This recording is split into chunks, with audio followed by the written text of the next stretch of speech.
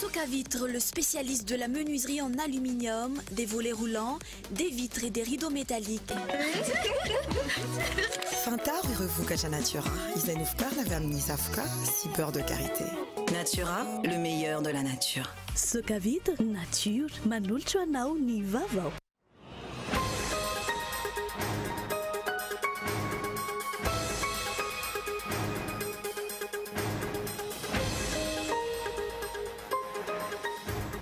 Ambavaon'ny krizy ara-tsosialy sy krizy ara-toekarena ary krizy ara-politika lany isika malagasy ankehitriny. Ny fanjakana irery sisa no mahita fa milamindamy tsara ny firenena ary mirindra ny zava-drehetra ny zava-misy, mitambatra ankehitriny tsy fanarahan-dalàna rehetra izay nanaovan'ny fanjakana amboletra ary mitambezatra. Anomboka rampitso ny fitokonana faobe ataon'ny mpiasan'ny jirama manerana nosy tsisy ny service minimum. Ikatona tanteraka ny branche jirama any amin'ny faritra rehetra eto Madagasikara. Tsy hitondra fanelindelenana amin'ny fahatapahan-jiro na ny tokantrano kosa ny fitokonan'ny mpiasa antony hafa tsy miankina amin'izy ireo no ahatonga izany araka ny fanambaran'ny intersyndical. Taxi be iray no nifaritra tamina fivarotana roa tetsy Talatamata tamin'ny iray ora maraina teo. Tsy nisy ny anana fohy, olona efatra no naratra. Raha ny fanazavan'ny nanatry maso, mpanampin'ilay mpamily no nitondra ny fiara tamin'ny fotoana io. Ny andininy zavatra.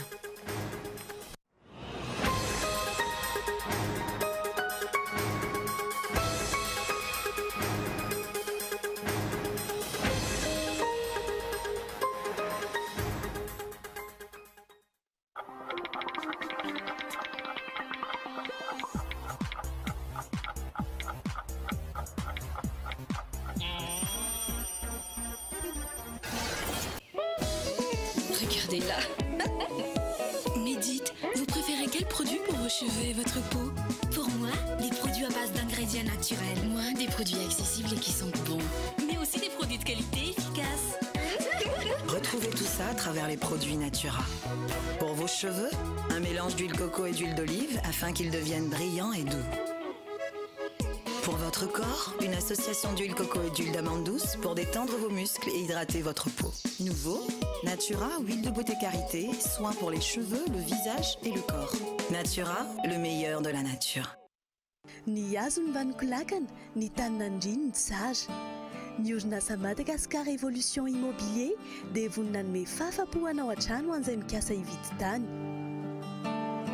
Toerana maro azo isafidianana no atolotra ho anao amin'izany, toy ny eo Amboanjobe, Bevalala, Ambatondrahavavy, Jangaina, Antsahamarifosy, Manandrina, Ambohimanga.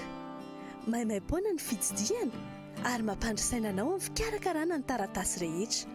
Koa mila fanazavana fanampiny ianao dia aza misalasala miantsona laharana 033 21 099 06 034 14 099 06 na 22 566 54.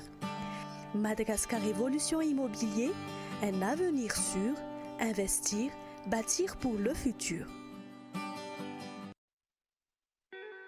Soca Vitre en Outapenac, menuiserie en aluminium, rideaux métalliques, volets roulants, vitres, tôles,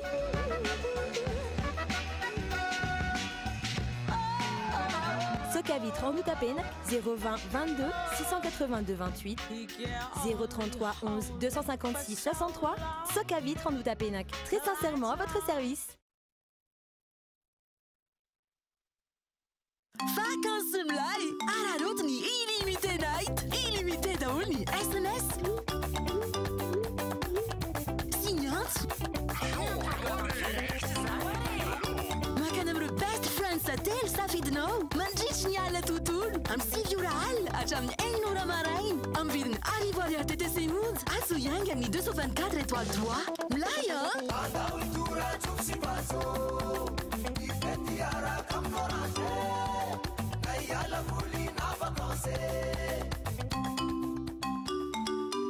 Miamanja en vacances miaraka amin'ny Orange, miamanja ny tontolo miaraka amin'ny Orange.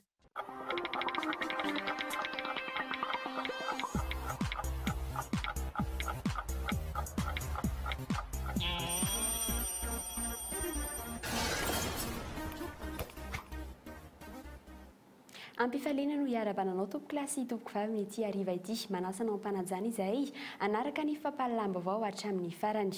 Mikasika ny lafiny politika no isantarantsika izany amin'izao takariva izao iaraha-mahita ny zava-misy ankehitriny ambavaon'ny krizy ara-sosialy, ny krizy ara-toekarena ary krizy ara-politika lany isika malagasy amin'izao fotoana izao. Ny fanjakana irery sisa no mahita fa milanda mitsara ny firenena ary mirindra ny zavatra rehetra. Ny zava-misy dia mitambatra ankehitriny ny tsy fanarahan-dalàna rehetra izay nanaovan'ny fanjakana amboletra ary voapirofo izany ny zava-misy amin'izao fotoana izao. Tsy azo nosoroina ilay olana ive izany nahoana tonga amin'ny sarovolo tsy mety miravina tahaka izao Madagasikara. Mazava izany izao aloha fa tsy nisy ny aino ary tsy nisy ny raharano vaovao samihafa nentina mikasika izany. Fanazavana sy ny andindiny mikasika izay moa dia hotaterina aminao ato anatin'ity matoan-datsoratra ienikaja rakoto manatsoa ity.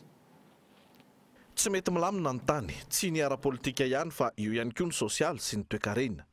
Mampanontantena ny zava-misy, manana ny rariny ve ny mpitondra fanjakana ankehitriny izay fantatra fa manana ny fahefana rehetra handaminana sy handindrana ny fiarahamonina, manana ny fahefana rehetra isorohana ny mety ho savorovorom-piarahamonina. Ny azo antoka aloha raha nanara-dalàna ny fitondram-panjakana tsy nanana hirika hoentina milaza ny mifanohitra amin'izany ireo mpiantsehatra samihafa eo amin'ny tontolo politika. Raha ny zava-misy ankehitriny toy ny tsy nanao na inona isorohana ny savorovory politika ny fitondrana. Momba ny raharaham-pifidianana mazava zao fa tsy naomby tanteraka ny senita. Efa volana maro mialoha no nilaza ny hery politika maro fa tokony ho napetraka ny CEI ahafahana miantoka ny tsy fitongolanana. Tsy izay anefa no zavatra nitranga. Na inona aloha ambara efa nekena ireny valim-pifidianana tamin'ny solombavam-bahoaka sy filoham-pirenena ireny. Nandefitra avokoa ny rehetra ho tombotsoan'ny firenena na dia efa fantatra aza fa maro ny tsy fanarahan-dalàna sy ny kolikoly avolenta izay nitranga. Izay no nahatonga ny fiarahamonim-pirenena sy ny antoko politika maro nilaza vao vita ireny fifidianana ireny fa tokony ho noravaina ny senita ary nosoloina. Fantatra tamin'ireny fotoana ireny fa nisy ny alabato ary notenenina teto amin'ny fahitalavitra sy ny onjam-peon'ny kolo izany tamin'izany fotoana izany. Noho ny hoe tombotsoam-pirenena sy ny fisorohana ny savorovoro manoloana ny fahasahiranam-bahoaka sy ny asa fanarenana maika ilain'ny firenena nefa dia nanaiky ny rehetra ry samy niroso ho amin'ny dingana manaraka indray ny raharaham-pirenena. Fa ny notakin'ny besiny maro tamin'izany fotoana dia ny tokony hanoloana ny senita ary ametrahana rafitra mahaleo tena hiantoka ny fifidianana manaraka. Ny zava-nisy ny sisika ny azo na io rafitra io ny fitondrana dia izao ny vokany. Voapirofo indray fa voagejany mpitondra fanjakana ny senita ary dia izao ny zava-misy. Kandida anjatony maro manerana nosy no mijoro tsy manaiky ny voka-pifidianana satria miariary loatra ny halatra sy ny fanodikodinana izany. Tahaka izany ihany koa nentina teto amin'ny fampahalalam-baovao ny kolo avokoa ireo raharaha rehetra nafapana teto amin'ny firenena tahaka ny Hermad, ny raharahan-JIRAMA sy ny fananantany sy ny maro hafa mba hanairana ahatonga saina ny mpitondra noho izy ireny zava-dehibe ary mahakasika ny aim-pirenena sy ny hoavin'ny malagasy isam-batan'olona. Fa tsy nisy ny haino ara-potoana avokoa ny hafatra nentin'ireo fiarahamonim-pirenena ny haino manjery ny gazety sy ireo rehetra izay nilaza sy naneho hevitra momba izany. Tahaka izany ihany koa ity raharaham-pifidianana ity tsy azo lazaina ho indrokelon'ny mpandrafitra fotsiny na ireo pitiny latsaka amin'ny finanam-bary ny zava-misy amin'izao fotoana izao. Olom-pirenena analina maro no tsy tafiditra ao anaty listim-pifidianana. Ny resaka lojistika ny mahakasika ireo delege hatrany amin'ny valim-pifidianana dia nahitana fitarainana sy lesoka avokoa. Ny tsy azo lavina manoloana ireo rehetra ireo matoa tonga ny krizy sosialy sy eo ambavahoana ny krizy politika lalina tahaka izao ny firenena dia teo ny fanaovana amboletra amin'ny tsy fanarahan-dalàna. Ohatra efa nitranga teto ary efa nanairana ny fitondram-panjakana ny fomba nanaindrena ny prime ministre izay mifanohitra tamin'ny voalazana lampanorenana tamin'izany fotoana saingy ny rosoana ihany. Ny fomba nanendrena ny lehibe ny faritra farany ireny izay efa tsy misy fototra ara-dalàna intsony noho ny fisian'ny lalàna izay efa nanafoana ny lalàna ahafahana manendry ny chef de région saingy mbola natao ihany. Ny tery-vaimanta natao tamin'ny fanendrena PDS tao anatin'ny vanim-potoana ny fifidianana. Terisetra rapiterina PDS ao kandidan'ny HVM izay mifanohitra ary manitsaka ny lalàna manan-kery nefa mbola notanterahana tahaka izay nitranga tany Fianarantsoa, Mahajanga ary ny commune ambanivohitra maro. Ireny fietsika sy tsy fanarahan-dalàna ireny ankehitriny no mitambatambatra, mampikorotana ary mampisavorovoro eny amin'ny fiarahamonina momba ny hoe nahoana ny fanjakana na ny manam-pahefana no afaka mandika lalàna tahaka izany tsy misy fepetra raisina dia izao mivaingana amin'ny resaka voka-pifidianana sy fikasana hanova voka-pifidianana amin'ny faritra maro izao ihany koa. tsy mahagaga araka izany raha tonga amin'izao zava-misy izao isika ankehitriny satria hitany mpanara-baovao maro sy ny olo-pirenena maro fa be loatra ny tsy fanarahan-dalàna mitranga ary ny tena raharaha dia ny fanjakana ray aman-dreny no lohalaharana amin'ny fanaovana izany. Efa nresaka fifidiana ihany isika teo fa mitoetrana ihany koa ny fitarainana avy amin'ireo kandida eto Antananarivo sy ny manodidina sy ny any amin'ny faritra mikasika ny tsy fahatombanana seho nandritra izay fifidianana izay kandida avy amin'ny antoko politika folo samihafa no nitambatra ka nametraka fitoriana iombonana toy izany ihany koa moa no nitranga teny Alasora sy ny teny Tanjombato mifarana ihany koa moa ny folo andro ahafana mametraka izay fitoriana izay ny andininy dia hoetiny Gaëtan Andretsilavo atao anatin'ity fanadihadiana ity. Mitaraina avokoa ireo kandidana eto Antananarivo renivohitra sy ny manodidina na ireo any amin'ny faritra. Tsy afaka nifidy ny ankamaroan'ireo tokony hifidy. Olona tsy fantam-piaviana tafiditra ao anaty listra. Ankoatr'izay, na iliky ny tompona andraikitra avy hatrany ireo olona fantatra fa tsy mitovy firehakevitra aminy. Ohatrany hoe manome signal dia fa ohatra zany izy olona tokony tsy fidy amin'zareo dia ataon'zareo hoe tsy ao anaty liste mpifidianana ny ao amin'ny bureau de vote zany dia manaraka an'izay misy ihany koa ny fanaovan'ny candidat propagande tao anatin'ny jour d'élection. Olona valo mianaka feno taona afaka mifidy nefa dia tsy nahazo kara-pifidianana ireo olona ireo. Iray monja nahazo kara-pifidianana natao anatin'ny tokantrano iray. Pavillon numéro 37 any amin'ny Fefloa io amin'ny anarana Ramanatsoa Colette mpivady vita soniny tandrifin'ny anarany. Ankilany, kandida avy amin'ny antoko folo samihafa avy amin'ny distrikany Arivon'ny Mamo no mitambatra mitaky ny fanafoanana ny voka-pifidianana. Maro loatra hoe izy ireo tsy fahatombanana ny seho nandritra ny fifidianana. Toy izao nitranga ny seho isaky ny toerana. Lisy mpifidianana telo samihafa, komina 520 ao amin'ny 320 ao amin'ny distrikany Arivon'ny Mamo, nahitana izany avokoa. Tsy mitovy ny laharana. Arivon'ny Mamo centre, Morarano, Ampaimanga, tsy navelany seho fokontany hijery listra fa avy hatrany tena verina izay fantatra fa mpifaninana. Nanao fampelezan-kevitra nandritra ny fifidianana. Misy olona efa niampasana kanefa nifidy. Ambohimandry, Anjanamahazo, Ankenibe, Antsaha, tsy nomena PV sy taratasy fanisambato ny kandida. Ny seho fokontany no nizaran'ny pileta tokana.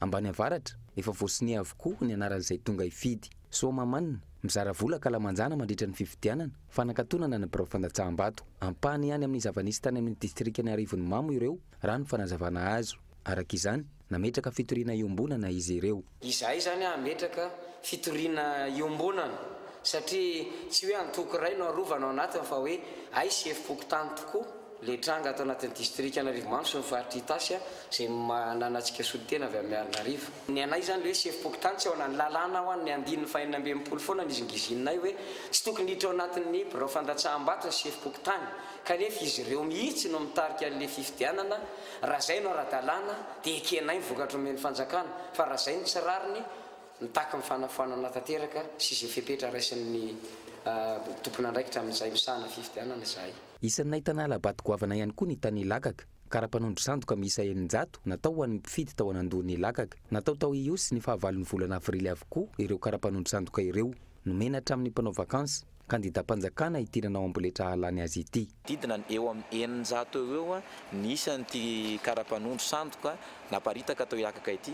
Tsara ao marihana fa izy ity nalalàna hoe kara-panondro sandoka izy ity raha mijery sika zany amin'ny kara-panondro tena izy dia misy mahasamihafa azy tanteraka misy ity amin'ny kara-panondro tena izy raha mijery sika ity zao ny tena anazy ity mena be mihitsy io kara-panondro kasehany io fa raha mijery sika amin'ity tena ohatran'ny violet teo violet le cachet zany.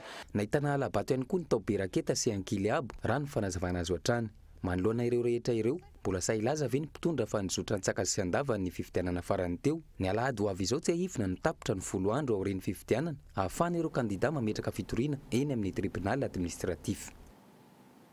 Lafim-baovao hafa tanteraka kosa indray nanomboka rahampitso ny fitokonana faobe ataon'ny mpiasan'ny Jirama manerana nosy tsisy moa ny service minimum hikatona tanteraka ny birao-ny Jirama any amin'ny faritra rehetra eto Madagasikara tsy hitondra fanelingelenana amin'ny fahatapahan'ny jiro na eny anivon'ny tokantrano kosa nefa izany fitokonana ataon'ny mpiasa izany antony hafa tsy miankina amin'izy ireo no mahatonga izany araka ny fanambarana ataon'ny intersendikala ny ity orinasa mpamokatra herinaratra ity fanadihadiana hoentiny Olive Antriniala.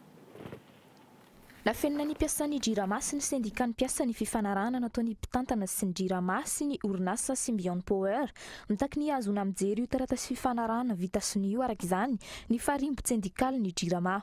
Matona apetraka olana vao be io dia tsy eken'ny intersyndical eto anivon'ny orinasa JIRAMA ny anaovana an'izany contrat 20 taona ho an'ny vahiny izany fa raisina sy adikanay ho fivarotana ny tanindrazana ny fanaovana an'io contrat 20 taona io ary io fitakin'io dia efa navadiky ny intersyndical ho fitakiana vao be indray vaovao napetraka omaly azoma fahafito ny volana tany amin'ny inspection du travail ary nalefa tany amin'ny direction générale ny JIRAMA itakina ny mangarahara mikasika an'io Symbion Power io. Manana dika tsy mbola misy sony amin'ny voalaza fa fifanarahana amin'ny orinasa Symbion ny farimbo sendikaly ny mpiasan'ny JIRAMA ary nafantaran'izy ireo fa ankoatra ny 9.5 cents na ny 700 ariary izay ividianana ny herinaratra 1 kilowattheure amin'ny orinasa Symbion Power misy ny sarany raikitra izay mitentina 3.3 sy 300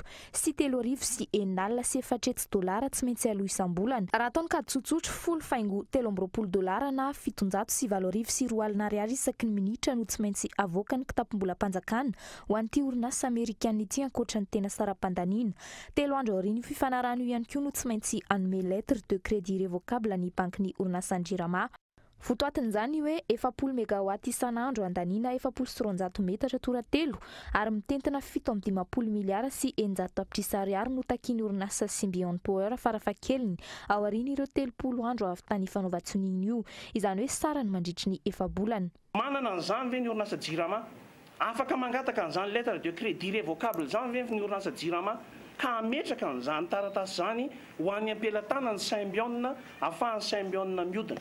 Raha manana an'izany raha manana fahefana metraka an'izay atao hoe lettre de crédit révocable zay ny orinasa JIRAMA tompoko maninona ny tsy amboarina lay centrale maninona ny tsy zany ny ampiasaina ny nivon'ny banky maninona ny tsy zany no ampiasaina ny nivon'ny mpanambola rehetra hoe manana an'izany lettre de crédit révocable mitotaly farafahakeliny 57 milliards 600 millions izany ny orinasa JIRAMA. Raha tsy ahivana nilaza ny ministry ny angovo fa ny tsy fahombiazan'ny politika ny angovo nampiarina teto Madagasikara hatramin'izay no zakainy orinasa JIRAMA sy ny malagasy amin'izao fotoana izao. Isan'izany ny fividianana herinaratra hatramin'ny 7.700 ariary isaky ny kilowattheure kanefa azona faty antoka manodidina ny 300 ariary. Mbola toy izany ihany koa no ampiarina amin'ny orinasa Symbion Power vidina 700 sy 400 ariary ary amidy latsak'izay amin'ny mpanjifa. Arak'izany mazava fa tsy hitondra tombontsoa an'ny JIRAMA ny fifanarahana amin'ny orinasa Amerikanina ity raha tsy misy ny fisondrotam-bidiny herinaratra hatrany amin'ny mpanjifa. Trangam-piarahamonina sy teto an-drenivohitra kosa indray taxi be iray no nifatratra tamin'ny fivarotana roa tetsy talata maty tokony ho tamin'ny iray ora maraina teo tsy nisy moa ny enana fohy olona efatra no naratra raha ny fanazavan'ireo nanatry maso teny an-toerana dia mpanampy ny ilay mpamily no nitondra ny fiara tamin'ny fotoana io tsy voalohany loza toy izao teny amin'ny lalan'ingy raha ny fanazavan'ireo mponina nanatry maso ny tsy fisiany casseur de vitesse no isan'ny mampandeha mafy ireo fiara mandalo eny an-toerana fanampanazavana. Raha amin'ny rivo eto mandeha mafy satria tsisy dia misy tomobila amin'ny atandro tsy dia misy. Ny tokony asiana an'ilay anina de vitesse aloha ny tena marina fa tena tinga misy fianarana eto misy ankizy ny lalana koa teritery ihany. Zay ny tokony izy amin'io zao sady zay ny camion be da be ohatr'izay tokony isy mihitsy ny hoe mba zay aloha zao ny tokony ataon'ny fanjakana. Ny enisinjato ny karaman'ny mpiasa no alain'ny OSTI ho an'ny fanaraha-mason'ny fahasalaman'ireo mpiasa tsirairay avy sy ny vady aman-janany ankehitriny dia miisa 3.703 ny orinasa mpikambana ao amin'ny OSTI ho an'ny eto Antananarivo renivohitra. Raha ny tokony ho izy dia tsy maintsy miditra OSTI avokoa ny mpiasa rehetra isan'ny hoe tsy maintsy mandalo OSTI ny mpiasa iray amantarana na afaka manatanteraka ny asa atolotra azy na tsy ny toe-pahasalamany 80 taona izay no isian'ny OSTI teto amintsika isy araka izany ny hetsika maro anatanterahana ny fankalazana. Oui, dia anatin'izay tanjon'izay zany dia misy organisation maromaro atao ohatran'izany zao no anao ny OSTI journée porte ouverte hoe hoe ampisehoana atao béorique ampisehoanany hoe ohatrany ahoana zany ao anatin'ny hosty vaovao zany a inona ny service misy a ahoana ny fomba fandraisana olona anatin'ny hosty sy ny sisa ao anatin'izay keo a dia isany tsy maintsy isy ny soirée fiarahana amin'ny mpiara-miasa sy amin'ny orinasa rehetra dia ao anatin'izay keo hoe misy an'ilay ary zava-dehibe misy an'ilay jeu corporatif lafy ny kolotsaina kosa indray anatanteraka hetsika lehibe mikasika ny mozika klasika ny eo amin'ny ivitoeran'ny kolotsaina malagasy mandritry ny 9 andro manomboka ny 12 aogositra izao ary tsy farany izany raha tsy ny 3 ny volana aogositra taona 2012 sy 2000 anjatony maro moa ireo mpanakanto sy mpitendry indray anjara amin'io fotoana io ary ampiavaka ny fiarahana amin'ireo mpanakanto vahiny miisa 13 avy any amin'ny firenena enina fanampanazavana. Ny festival classique art dia hetsika anankiray ho tanterahana eto Madagasikara eto Antananarivo amin'ity édition voalohany ity mandritra ny 9 andro anomboka ny 12 ny volana aogositra ka tsy hifarana raha tsy ny alahady 13 ny volana aogositra hetsika iray entina ampahafantarana ary ampianarana sy ampitiavana ny mozika klasika ho an'ny olona sarangan'ny olona rehetra eto Antananarivo. Ho an'ny vaovaon'ny fanatanjahantena kosa indray dia mifarana andreo ny 3e manche du championnat de Madagascar amin'ny rally asakana mintina ny vokatra tamin'ny lalao tao anatin'ny 2 andro izay moa Hakim Kolor tao anatin'ity fanadihadiana ity. Ny faran'androany raha nanomboka omaly ny rally asakama izay dingana fahatelo io adiana izay tompontakan'ny Madagasikara eo amin'ny azakazaka fiarakodia no karakarain'ny club asakama fifaninanana aritra ray andro sy tapany ary nanana salanisa ray izay nisy épreuve spéciale anankenina. Tamin'ity dingana fahatelo ity raha nitarika hatrany Boma Sibertain nitondra Mitsubishi Evo 10 avy amin'ny club asakama ny andro voalohany dia voatery ny alandarana izy ireo androany maraina spécial voalohany noho ny olana mekanika ary namelany Matteo Sitsiresy avy amin'ny club asakama nitondra Mitsubishi Evo 9 ho eo amin'ny larana voalohany 2 ora sy 13 minitra sy 20 sekondra no namezan'ireto ekipage Evo 9 ireto ny ray andro sy tapany ny faninanana ary ny batan'izy ireo ny amboara tamin'ity dingana fahatelo ity sady nahazon'izy ireo ihany koa ny amboara teo amin'ny Sokajy N4 teo amin'ny Sokajy M12 dia Itina sy Tsiora avy amin'ny club FMSam nitondra Subaru Impreza GC8 no nibatany amboara tamin'ity Sokajy ity tamin'ny fotoana 2 ora sy 20 minitra sy 40 sekondra izay faharoa ihany koa teo amin'ny filarana amin'ny akapobeny ary ekipage N4 ndrianja sy fanja avy amin'ny club asakama nitondra Subaru Impreza N12 no nanakatona ny podium tamin'ity rally asakama ity tamin'ny fotoana 2 ora sy 30 minitra sy 4 sekondra izay nibata ihany koa ny amboaran'ny Sokajy mixta teo amin'ny fiara dioro motrice raha nitarika hatrany ny lohan'ity Sokajy ity tovinaina dia voatery ny alandarana androany noho ny olana mekanika arak'izany dia nirina sy rivo avy eo amin'ny club FMMSA manitondra Peugeot 206 Sokajy M11 no nibatany amboaran'ny Sokajy dioro motrice ny Sokajy M11 tamin'ny fotoana 2 ora sy 30 minitra sy 20 sekondra izay larana fahadimy teo amin'ny vokatra farany.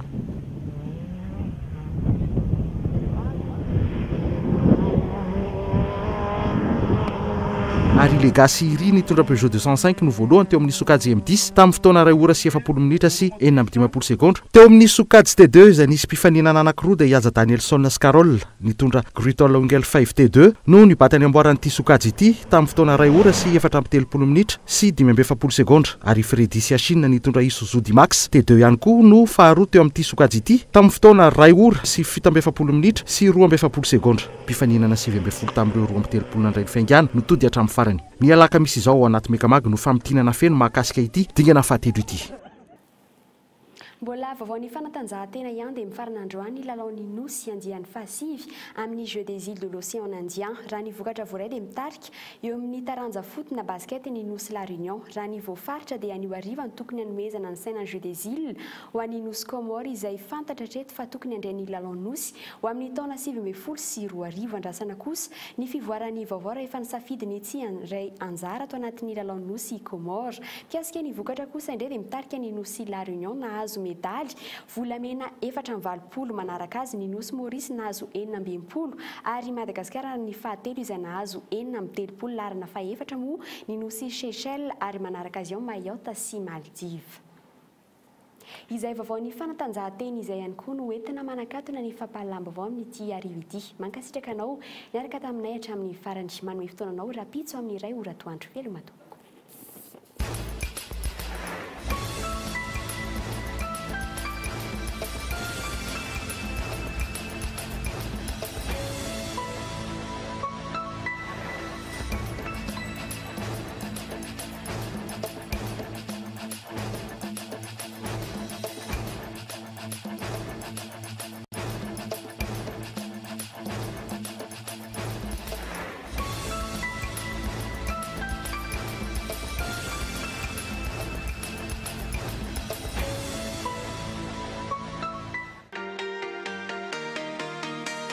Socavitre, le spécialiste de la menuiserie en aluminium, des volets roulants, des vitres et des rideaux métalliques.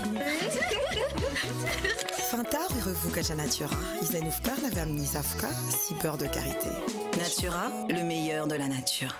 Ny fampalalam-bavao ny arahanao tamin'ny Socavitre Nature.